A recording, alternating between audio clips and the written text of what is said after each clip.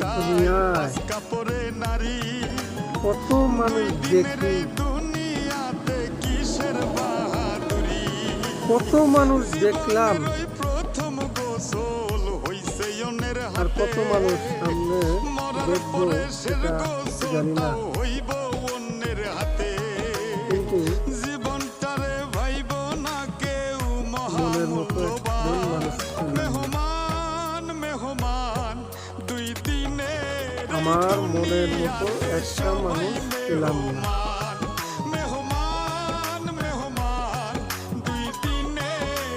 আমি সেটাই বুঝতে পারি না, আমি ঠিক নাকি আমি ঠিক না, জানি না। বন্ধুরা কমেন্টে একটু জানাবেন। ভালো থাকবেন সবাই।